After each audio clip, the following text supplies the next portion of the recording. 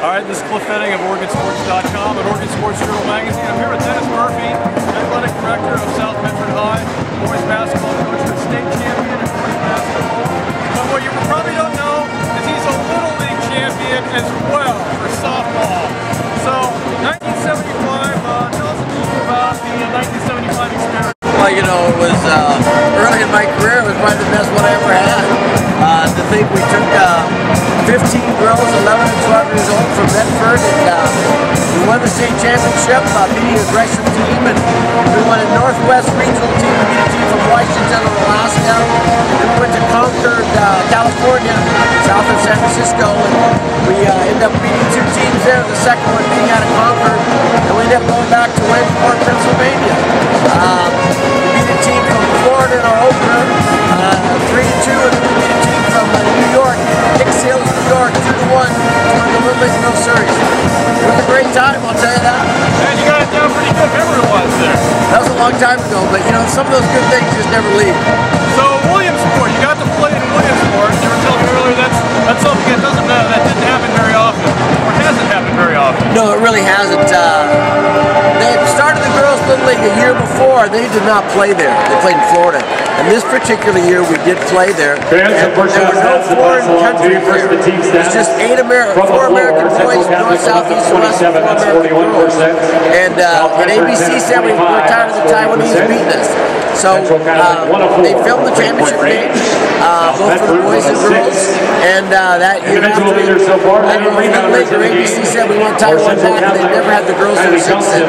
So we were very lucky. The picture you see right here, if you actually go to Williamsport and look at Little League headquarters, that picture's there. It's the only girls team that ever won the national championship there. All right, now, how different was the style of play in 1975? Well, it's much different. You know, now it's all kind of about fast pitch.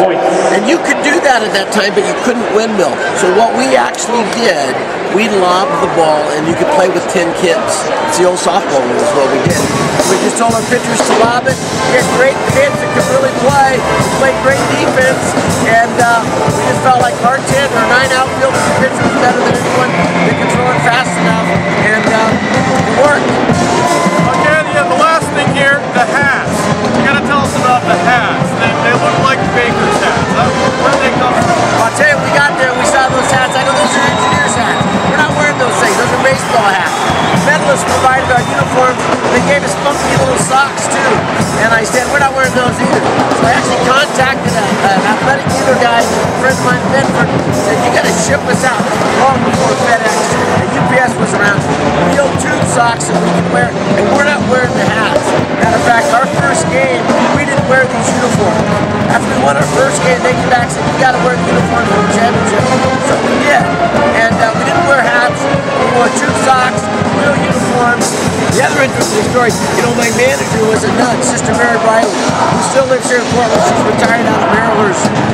We taught together at Sacred Heart Elementary School in Medford. When I got the job and they said I needed a manager, she'd help me in school. I said, I went to Sister Mary. She said, you got to be the manager.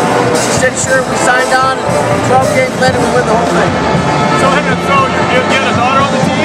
No. I was single. I was a bachelor. I was only 25 years old.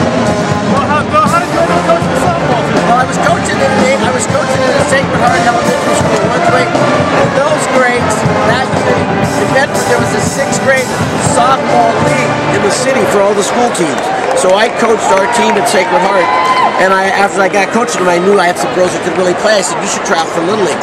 So I'd actually coached the Little League for 2 years in Medford prior to this. And then because my team had won the league for 2 years in a row, they made me the All-Star coach. So they made me the All-Star coach. You know, we went 38-0 in 2 years, and I went 12-0 in the All-Stars, and I said, you know what, I'm done. I never coached again, at least softball anymore. All right, 25 and single. Did winning the World Series, did that help you not be single anymore? I can't answer that question. All right, thanks, Dennis. That's a great story. All right, thank you. Appreciate it.